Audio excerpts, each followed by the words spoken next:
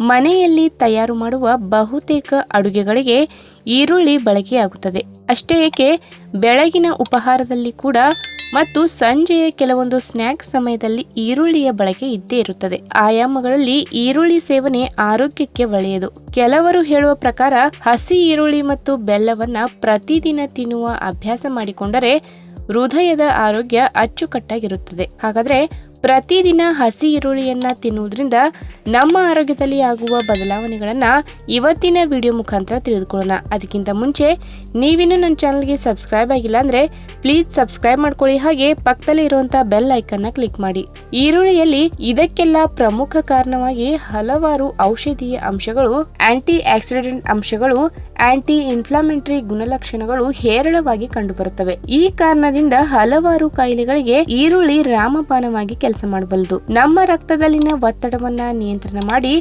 ಹೃದಯದ ಆರೋಗ್ಯಕ್ಕೆ ಸಹಕಾರಿಯಾಗಿ ಈರುಳ್ಳಿ ಕೆಲಸ ಮಾಡುತ್ತದೆ. ಸಂಶೋಧನೆಗಳು ಹೇಳುವ ಹಾಗೆ ಈರುಳ್ಳಿಗಳು ತಮ್ಮಲ್ಲಿ ಕ್ವಾರ್ಸಿಟಿನ್ ಎಂಬ ಆಂಟಿ ಆಕ್ಸಿಡೆಂಟ್ ಅಂಶವನ್ನ ಅಪಾರ ಪ್ರಮಾಣದಲ್ಲಿ ಒಳಗೊಂಡಿದೆ.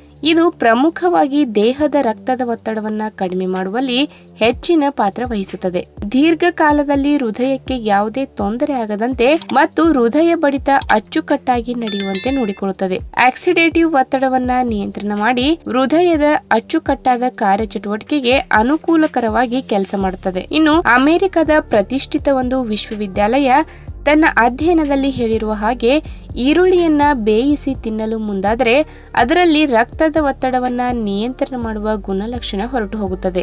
ಆದ್ರಿಂದ ಬೇಯಿಸಿ ಅಥವಾ ಎಣ್ಣೆಯಲ್ಲಿ ಕರಿದ ಈರುಳ್ಳಿಯನ್ನ ತಿನ್ನುವ ಬದಲಿಗೆ ಕೇವಲ ಹಸಿಯಾಗಿ ಅದನ್ನ ಸೇವಿಸುವುದು ಒಳ್ಳೆಯದು. ಹೀಗಾಗಿ ಸಣ್ಣದಾಗಿ ಹೆಚ್ಚಿದ ಈರುಳ್ಳಿ ನಿಮ್ಮ ಸಲಾಡ್ ನಲ್ಲಿ ಹಸಿಯಾಗಿ ಸೇರಿಸಿಕೊಂಡು ಸೇವನೆ ಮಾಡುವುದರಿಂದ ರಕ್ತದ ಒತ್ತಡದ ನಿಯಂತ್ರಣ ಸರಾಗವಾಗಿ ಆಗಬಲ್ಲದು. ಬೇಕೆಂದ್ರೆ ಮೊಸರಿನ ಜೊತೆ ಕೂಡ ಈರುಳ್ಳಿಯನ್ನ ಸೇವನೆ ಮಾಡಬಹುದು. ಆದ್ರೆ ಯಾವುದೇ ಕಾರಣಕ್ಕೂ ಹಸಿ ಈರುಳ್ಳಿ ಸೇವನೆ ಮಾಡಿಕೊಂಡು ರಕ್ತದ ಒತ್ತಡವನ್ನ ನಿಯಂತ್ರಣೆ ಮಾಡಿಕೊಳ್ಳುತ್ತೇವೆ ಎನ್ನುವ ಬಲವಾದ ನಂಬಿಕೆ ಬೇಡ. ವೈದ್ಯರು ನೀಡಿರುವ ರಕ್ತದ ಒತ್ತಡದ ನಿಯಂತ್ರಣ ಮತ್ತು ಹೃದಯಕ್ಕೆ ಸಂಬಂಧಪಟ್ಟ ಔಷಧಿಗಳನ್ನ ತಪ್ಪದೆ ಸಮಯಕ್ಕೆ ಸರಿಯಾಗಿ ತೆಗೆದುಕೊಳ್ಳಿ. ಈ ವಿಡಿಯೋ ನಿಮ್ಗೆ ಇಷ್ಟವಾದಲ್ಲಿ ತಪ್ಪದೆ ಲೈಕ್ ಮಾಡಿ, ಶೇರ್ ಮಾಡಿ, ಹಾಗೆ ನಿಮ್ಮ ಅನಿಸಿಕೆಯನ್ನ ಕಮೆಂಟ್ ಮೂಲಕ ತಿಳಿಸಿ.